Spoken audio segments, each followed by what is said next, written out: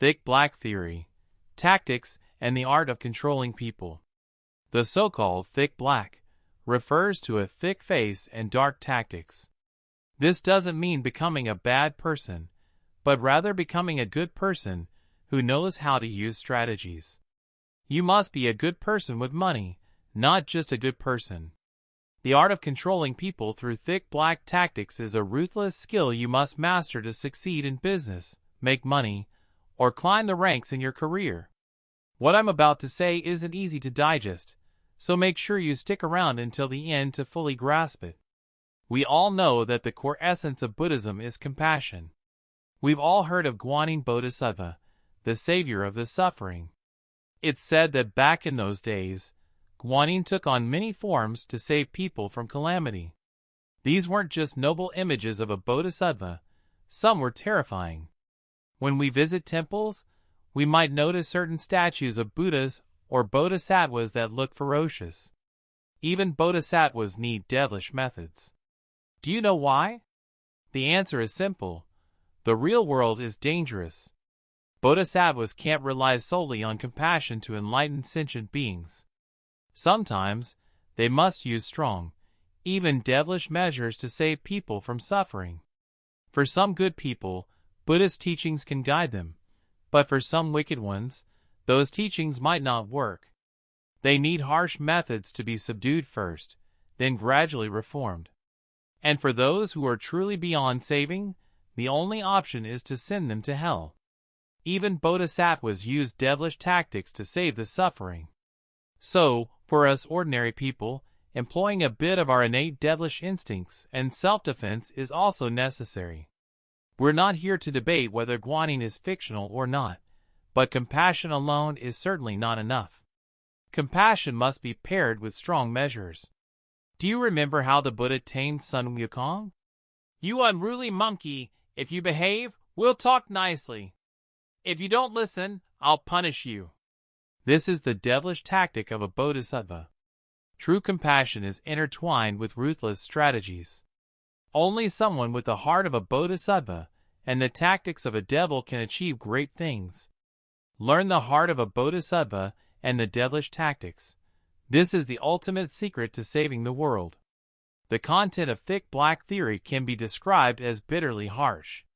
Ordinary people might struggle to accept it, but masters who hear it might say it's not the righteous path, yet secretly relish it, unable to let go, even using these tactics to climb to the top of the food chain. Today, I'll help you understand the core secret of thick black theory. Thick black means having a thick face and dark tactics. This doesn't mean becoming evil, but being a good person who knows how to wield strategies. You must be a good person with money, not just a good person.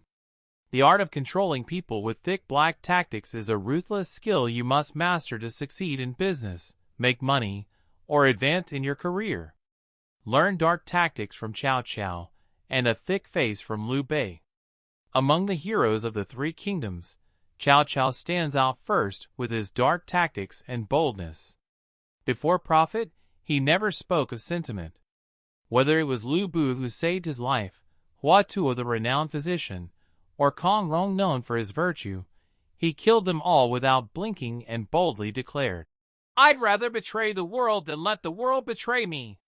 His dark tactics reached their peak. Next, learn from Liu Bei, whose strength was his thick face and ability to cry.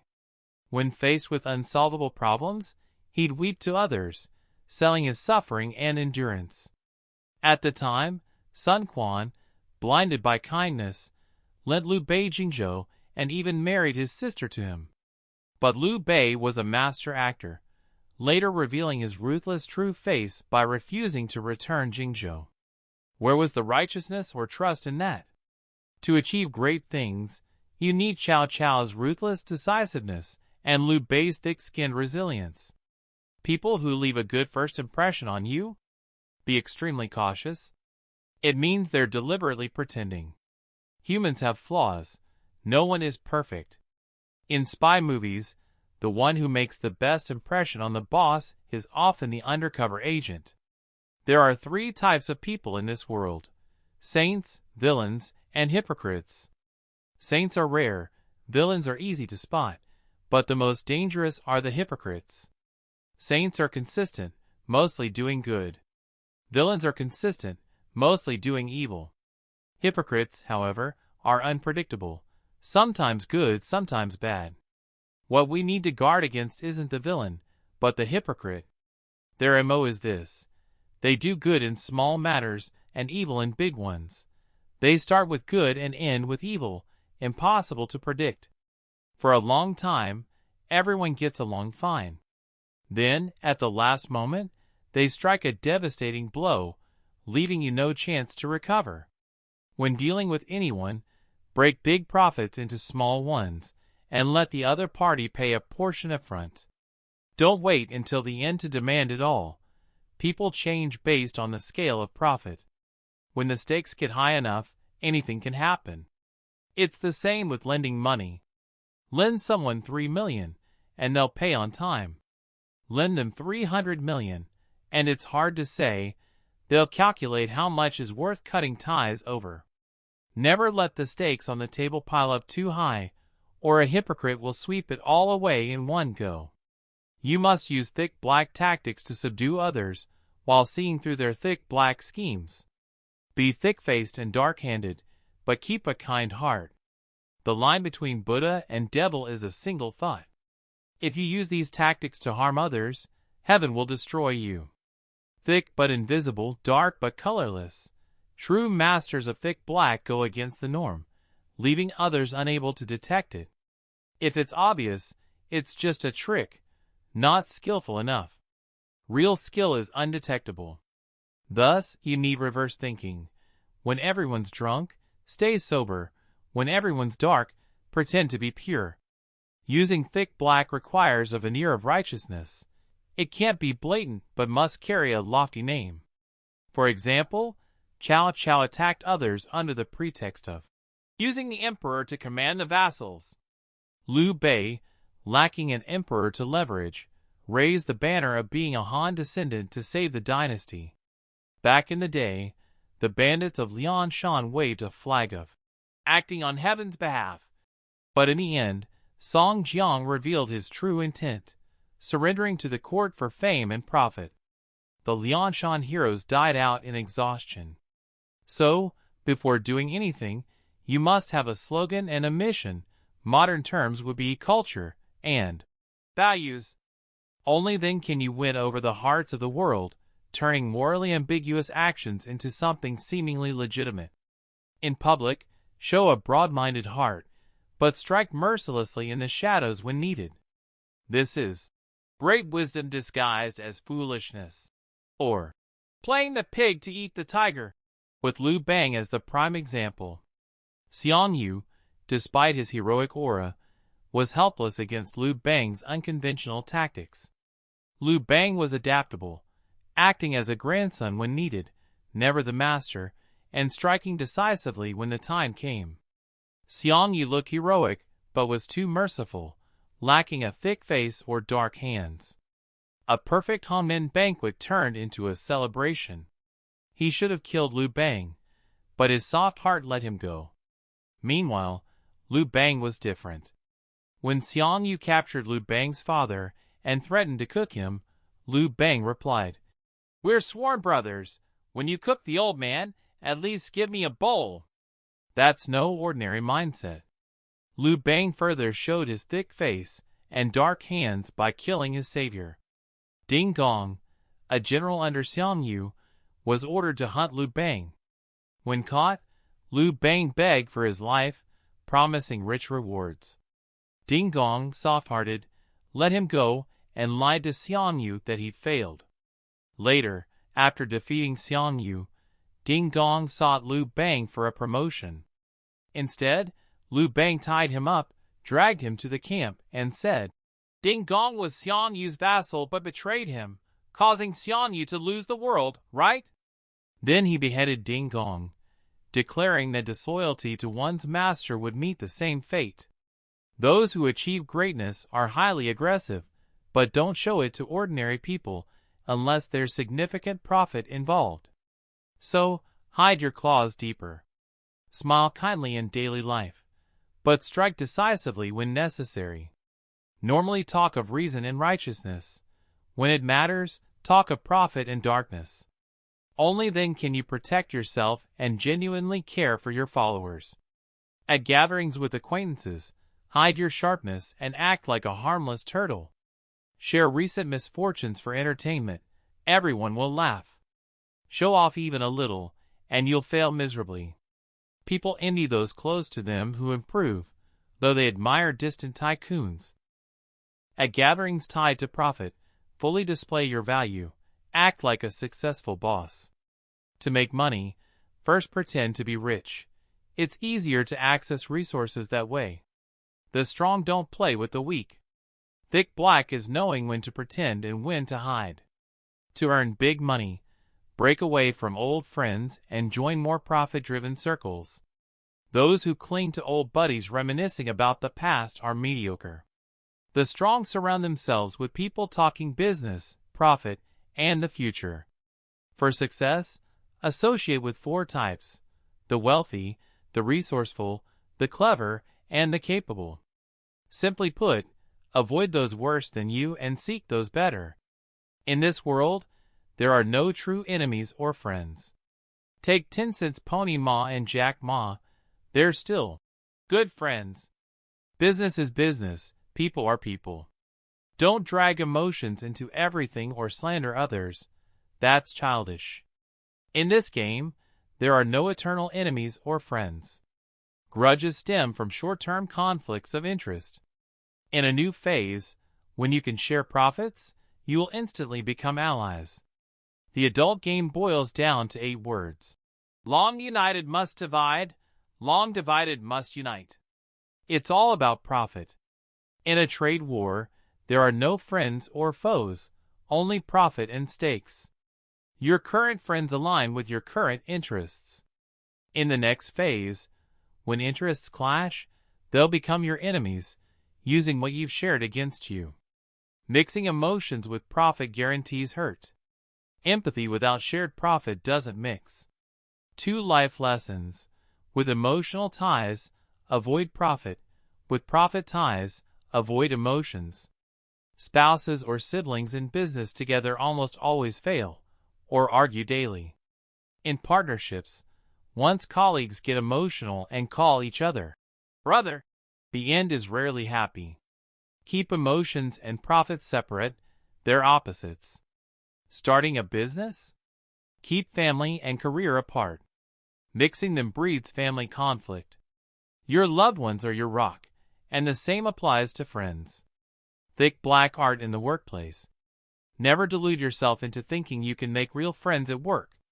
As a newbie, old-timers will bully you.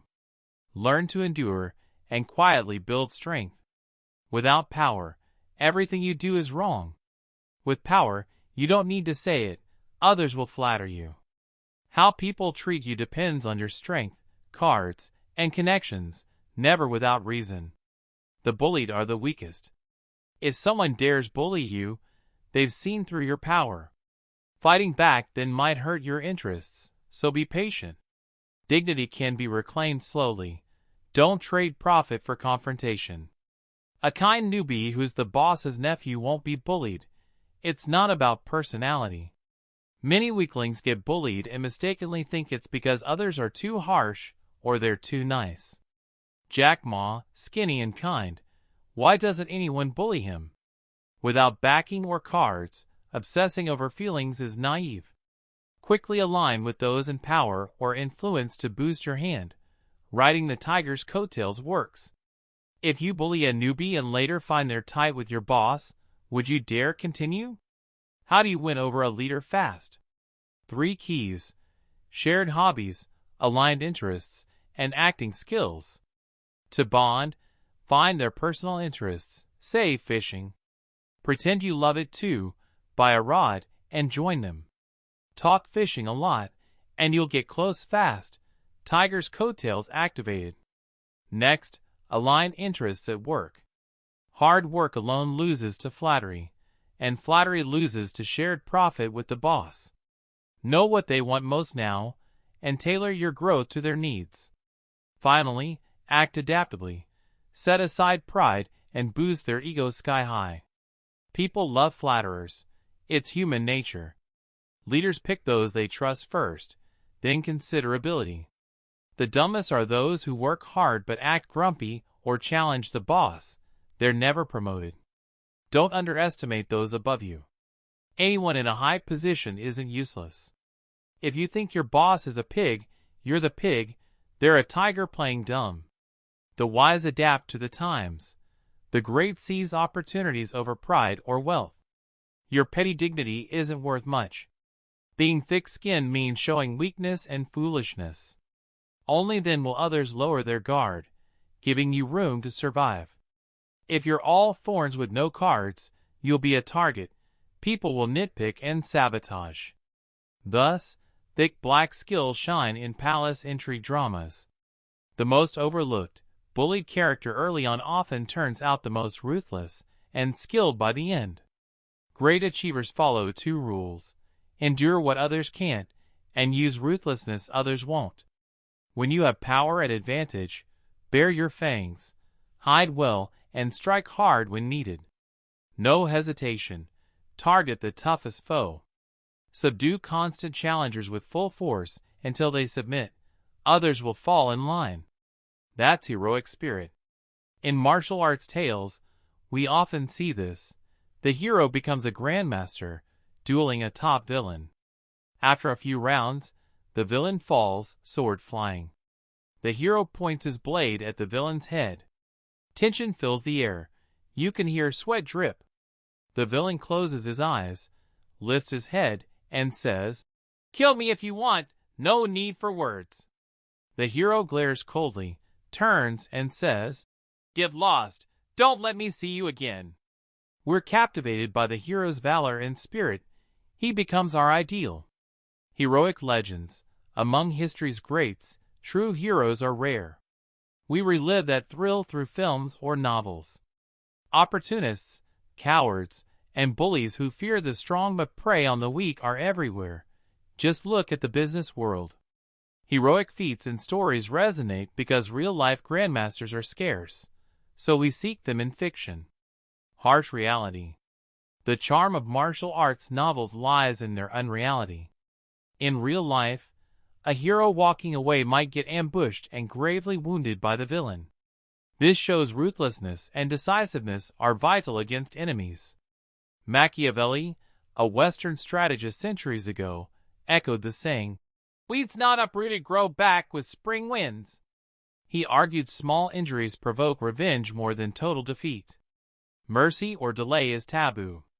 At Gaixia, Liu Bang vs. Xiang Yu ended with Xiang Yu's suicide, because Xiang Yu spared Liu Bang repeatedly.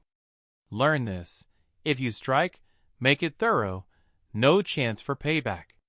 Before China's liberation, Chairman Mao watched Farewell My Concubine with soldiers, discussing crushing the Kuomintang. Reflecting, Mao stressed pursuing fleeing foes, not sparing them for fleeting fame. On April 21, 1949, Mao and Zhu De ordered a nationwide advance to wipe out the Kuomintang entirely. History's lesson: with enemies, either don't strike, or strike completely, eliminate their revenge potential. Thanks for listening. If you enjoyed this, please give us a like and subscribe. Thank you. I know your life is very busy, and what I'm saying isn't easy to grasp, especially not something you can master after hearing it just once. My advice is to listen until the end, replay it multiple times when you're free or doing chores. Share it, and save the playlist for your convenience. I'm confident that within a few short months, your mindset will leap to a whole new level. Greetings to all of you from this ancient wisdom enthusiast. If I said that everyone could earn 500 million a year, or even over $1 billion, would you think I'm talking nonsense? Wang Yangming once said, "Everyone can become a sage." Do you think he was talking nonsense? If you're still controlled by money, I strongly urge you to watch this video to the end. I'll share with you a method that few know about but many capitalists are using, and one that I myself am applying. It can significantly improve your financial situation. This free video could bring you far greater value than courses worth millions or tens of millions from gurus, provided you have understanding and truly listen. Don't become someone unwilling to learn, someone beyond saving. In Lao Tzu's Tao Te Ching, there's a famous saying, "The Tao gives birth to one gives birth to two gives birth to three, and three gives birth to all things." Do you know what this really means? It encapsulates the entire secret of wealth, yet many interpret it too superficially. If we simplify it, doesn't it become, "The Tao gives birth to one gives birth to all things," and all things surely include wealth, right? In other words, if we can understand what the Tao is, what one is, and how one gives birth to all things, we can unlock the great secret to creating wealth effectively. So what is the Tao? It is the existence of a greater intelligence, a stronger force that our senses cannot perceive. It creates everything, arranges everything, and provides for everything. It is the source of wisdom, creativity, and power. Some call it the Creator, others call it God. I don't want to make it sound too mystical. What's called the Tao is simply the laws, truths, and beliefs of the universe. You might say you only believe in what you can see and touch. But are you sure your perception is correct? You can't see the Earth's magnetic field, yet it shields life on this planet from solar winds. You can't see gravity, but it keeps the celestial bodies in the universe functioning perfectly. Humans can only hear sounds below 20,000 Hz, yet bats can hear beyond that limit. Human perception is too limited, and this limitation easily leads to misconceptions. Because humans can't perceive it with their senses, Lao Tzu said, "The Tao that can be spoken of is not the eternal Tao." Lao Tzu's greatness lies in his early recognition of this existence. If you want to achieve something, you must first recognize its existence. That's the first step to succeeding on this planet. If you believe you're not a fool and want to achieve something, I sincerely hope you maintain a sense of awe and fully acknowledge the presence of this immense power and wisdom. When you accept it, align with it, and harmonize with it, you'll instantly become strong, wise, and wealthy. Conversely, you'll become poor, weak, lonely, foolish, and anxious. Simply by recognizing its existence, your level of awareness surpasses 50% of the world's population. Back to Lao Tzu's simplified saying, "The Tao gives birth to one gives birth to all things." So what is one? One is you, not your physical body, but the soul within, your inner world, your consciousness, thoughts, spirit, emotions, and entire mind. I can say that everyone in their lifetime has created countless things from nothing. At first, you had no toys, no clothes, no table, no chair, no phone, no computer, no job, no income. But later you had them, right? The only difference is the quantity and quality of what each person creates.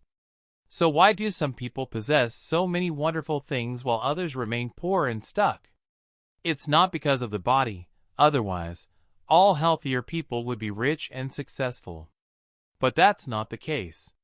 You might be healthier than Pham Nhat Vong or Dang Nguyen Vu, but the reason isn't there.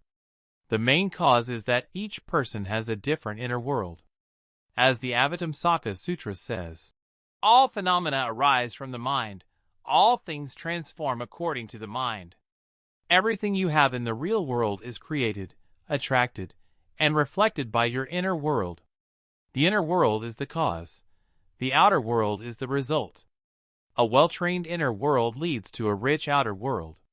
The wise work on the cause, and don't cling to the result. Ordinary people do the opposite, trapped by the result. Living in poverty, scarcity, and anxiety stems from not understanding the importance of the inner world. Their inner world is chaotic, vague, conflicted, low frequency, and scattered. They neglect building their inner structure, always searching externally in a disorganized way. They've got it backward, focusing on external things without improving the internal cause. Friends, a poorly managed, chaotic, and lost inner world cannot create wealth and prosperity in the real world under the operation of the universe's heavenly laws. My next statement is crucial. The degree of order and coherence in your inner world, its clarity and harmony, its vibrational energy and focus, determines your level of wealth and prosperity in the real world. You must pay attention to your inner world and inner structure. Your inner world is the receiver connecting to the universe's power and wisdom, and it's also the cause of wealth and money in the real world. Back to Lao Tzu's simplified saying, "The Tao gives birth to one, one gives birth to all things." So, the core question is, how does consciousness give birth to all things? In other words, how do you manage and operate your inner world effectively to create a rich real world with an income of 500 million or even billions a year? I guess you've studied many laws of physics and chemistry. Similarly, the heavenly principles of the universe have their own rules and laws. The laws of the universe are its wealth. Everything you desire, the universe has. Its power is immense. It can plunge you into an abyss or lift you up. It doesn't compete but constantly changes. Everything is impermanent, neither good nor bad, and it offers endless opportunities.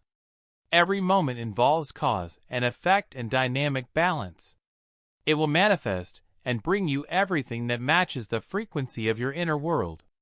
These are the law of prosperity, the law of love, the law of cause and effect, the law of balance, the law of attraction, the law of supply and demand, and the law of mental visualization. These laws, through your inner will, thoughts, spirit, determination, and emotional energy, have created your real world. So how do you become stronger, wiser, and wealthier? Simple. Train your inner world, keep it harmonious, consistent, and aligned with the universe. Acknowledge its existence, respect its laws, and turn yourself into a conduit for the universe's power and wisdom. Then, you will instantly become prosperous, strong, and wise. You will start powerfully attracting and manifesting everything you desire. Always remember to work correctly. Don't waste effort. The universe won't favor someone whose inner world is misaligned and opposed to it. Here, I'll share 4 specific steps with you. First, you must tune your inner state to a positive energy frequency, the vibration of your inner world. You can only attract people and things on the same frequency. Always maintain an inner state of generosity, tolerance, compassion, prosperity, courage, responsibility, joy, and gratitude.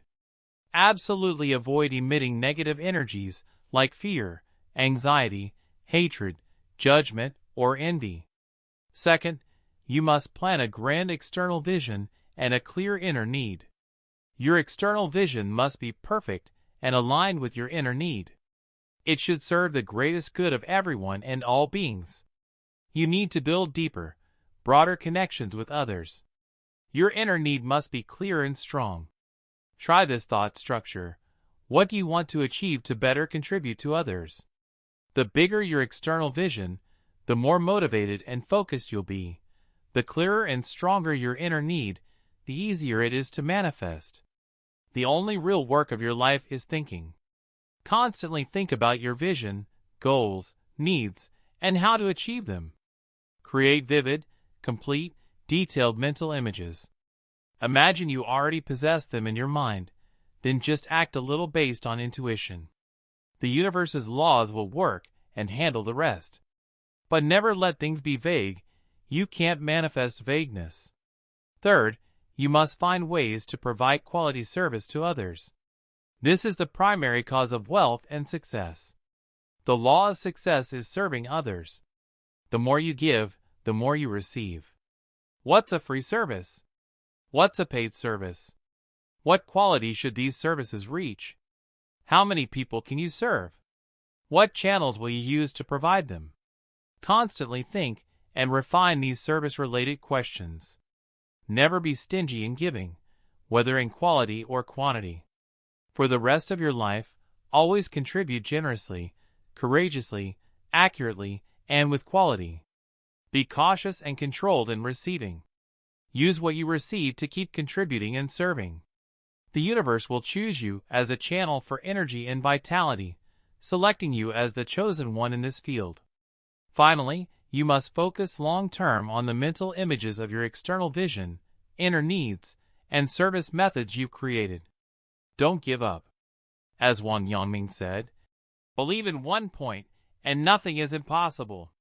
You must consciously manage your attention, thinking, and energy direction. Keep your mind always ready to receive and attract wealth at any moment. This is critical. Many fail because they don't understand focus and lack persistence. I regret to say I can't offer you a quick shortcut to earning $1 billion. That's the specialty of business success gurus. I can only provide a method to make your inner world more rational, clear, harmonious, high-vibrating, and focused, thus earning money more effectively. What I mean is that for someone with a well-managed, finely trained inner world, every project can be a shortcut to billions. But for someone with a chaotic, poorly managed inner world, even switching 100 projects won't help. From now on, place great attention on your inner world. Fully trust your inner power. Don't wait until you're 80 to realize the inner world creates everything. By then, it's too late. One last time, back to Lao Tzu's simplified saying, "The Tao gives birth to one, one gives birth to all things." You are one. As a conduit, you'll harness the laws, power, and wisdom to create ordered energy and clear mental images. As you focus on achieving unity between man and nature, knowledge and action, you'll create a richer, more prosperous real world. Next, let me guide you on handling negative energy from this world and protecting yourself from negative influences when interacting with others and the world. There's a spiritual method called Matsat. It advises you not to react to anything with negative energy. Once you react, you get drawn in, your energy gets drained, and you're affected by it. Your energy interacts with it, and only by staying calm and non-reactive can you prevent connecting to low-energy sources. This is a simple, effective way to protect your life energy and bring more luck and ease. Only then can your spirit escape stress. For example, on the road, you might get angry when a car cuts you off and honks, or you hear someone say something bad about you, and you instantly lose your cool. You might stew for days, unable to sleep, or even confront them in anger. Or someone misunderstands you, and you immediately fall into inescapable negative emotions. Not to mention being scolded, slandered, or deceived, causing you to lose balance entirely and sink into mental stress. Have you noticed that when you react to these things, your discomfort grows stronger and escalates until you can't control it? But if you practice not reacting to negative content, you won't be affected and can maintain inner peace. If you protect your positive energy and blessings, you'll reach what Buddhism calls purity of the six senses. Note that this doesn't mean withdrawing from worldly life or hiding from people and events. Purity of the six senses refers to maintaining a pure mind even amidst life's chaos and complexity. It's a skill and state we must train in daily life. So how do you practice this? First, heighten your awareness. Always be conscious of the energy around you, recognizing the frequency of energy fields from people and things nearby. You need high awareness of your inner energy and the external energy affecting you. Without this, you'll easily get swept into negativity. Second, allow all energies to exist in any form. Don't judge or try to change them. Recall your past reactions. Usually you start with judgment. Why is this person so bad? Why did they treat me like that? From now on, recognize these judgments and step away from them. Be alert to all judgments arising in your mind, as they can pull you into negative energy. Third, let negative energies pass through you. Don't resist, block, or cling to them. Imagine yourself as transparent, letting negative energy flow through without affecting you. This is the state of purity of the six senses. Be like a camera, recording everything without opinions or judgments. Silently observe others' reactions and sense the level of negative energy. Then, clearly label this emotional energy: anger, jealousy, anxiety, etc. Doing this keeps your mind detached, preventing you from getting caught in the emotional whirlpool. With practice, you'll find you can stand apart from negative energy and remain unaffected. This is how to train for a more peaceful, serene life.